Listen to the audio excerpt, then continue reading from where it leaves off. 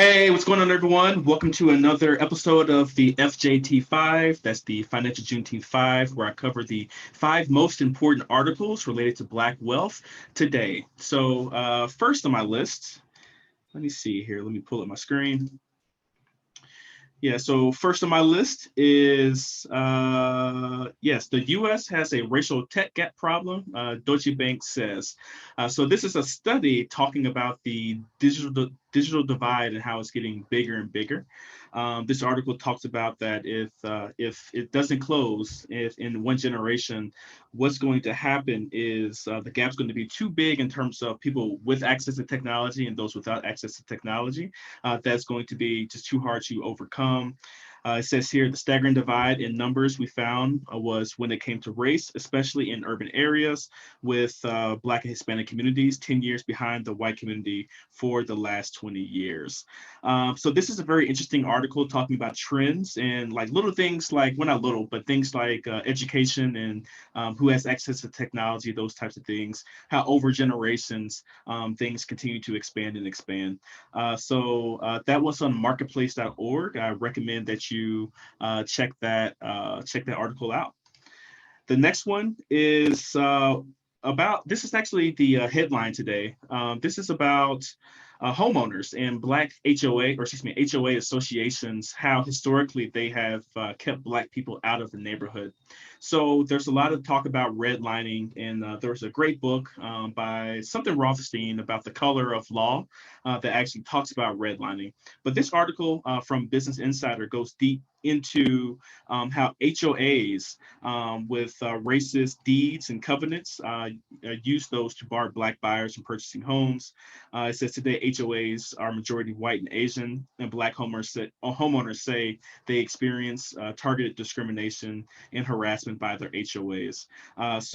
You should read that article, or you should read that article. I've posted a few articles lately just talking about different racist housing policies, whether it comes to home appraisals, comes to getting loans, and now you see that HOAs are part of the problem too in many of these areas as well. To me, the only solution is to really build your own neighborhood, and thus having enough economic clout to actually make that happen.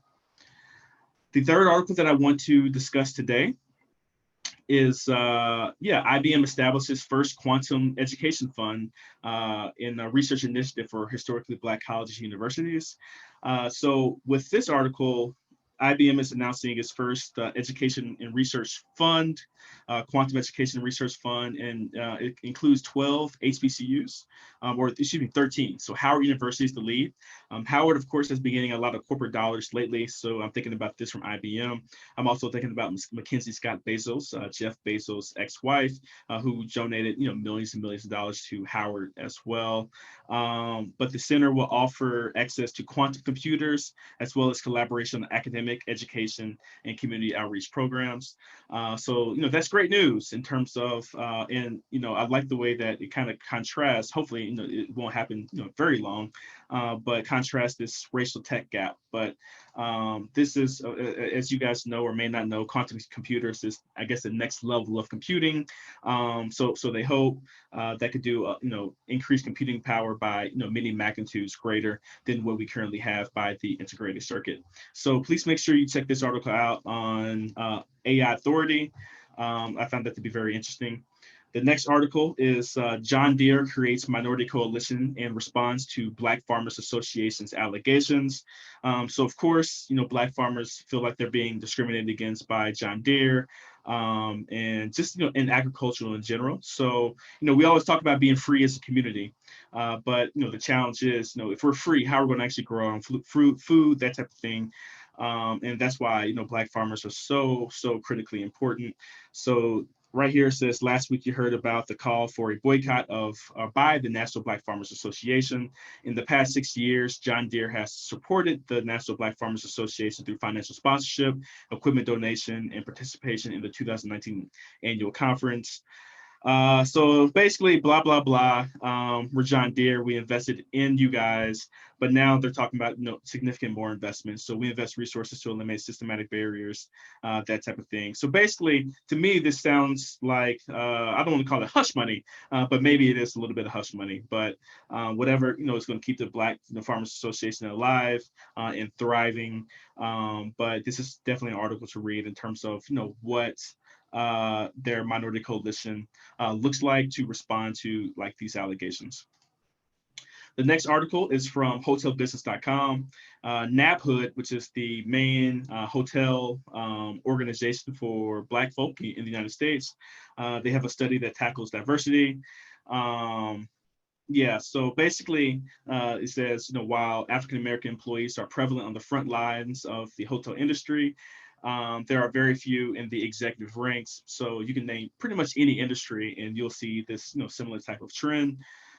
So in the study, NABHOOD executives, along with a group of researchers from Cornell, my alma mater, and a few other schools, explain the roadblocks African Americans face when seeking high-ranking positions. Later on in this article, they lay out, I believe, a few different suggestions on what people can do, like include at least one African American candidate in the final round of deliberations for all director roles and higher level searches, become leading sponsors with organizations like NABHOOD and other things as well. So please check that out, the article on hotelbusiness.com. That will be linked in the description. And last but not least, we'll get back to America's racial tech problems. Excuse me, we already covered that a little earlier here, but that was the last article for today. But as a reminder, there's a big racial and tech gap. This is the actual from DB Research, Deutsche Bank Research. This is the link to the actual page where you can download the PDF. So I'll put that into the description as well. But that's about it. So this was our Friday edition episode of FJT5. Hope you all enjoyed it. Before you get out of here, please make sure you press the thumbs up button. Please make sure you share and subscribe. And also let me know if you like these segments and if they're helpful to you in terms of helping you navigate what's important, what's not in Black news today as it relates to finance and wealth. All right, everyone. Well, you have a great day, and I'll talk to you later. Bye-bye.